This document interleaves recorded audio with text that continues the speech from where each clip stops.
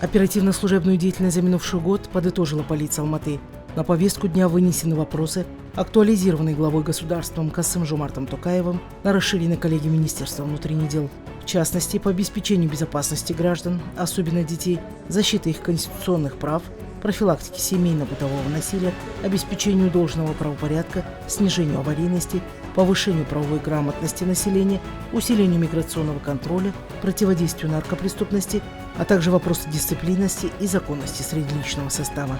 Министром текущий 24 год объявлен годом повышения качественного состава кадров.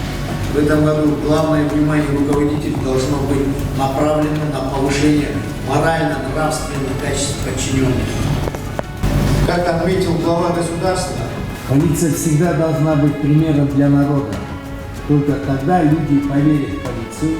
Главный полицейский Алматы обратил внимание участников совещания на усиление профилактических мер, направленных на оздоровление криминогенной обстановки в мегаполисе, а также активное вовлечение общественности в охрану правопорядка. Кроме того, в ходе совещания Арстан Ганизапаров поручил местной полицейской службе обеспечить безопасность детей и усилить профилактику подростковой преступности. Необходимость усилить профилактическую работу, в том числе совместно с руководством школ, привлечь к ней институты гражданского общества и экспертов. Для положительного воспитания детей необходимо с управлением образования, молодежной политики города организовать совместную работу по посещению детьми различных кружков.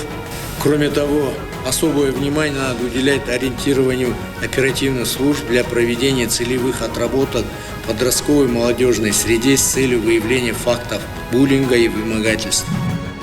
По итогам работы оперативного совещания глава ДП дал ряд конкретных поручений, направленных на дальнейшее совершенствование деятельности полиции Алматы, и наградил полицейских, отличившихся на службе.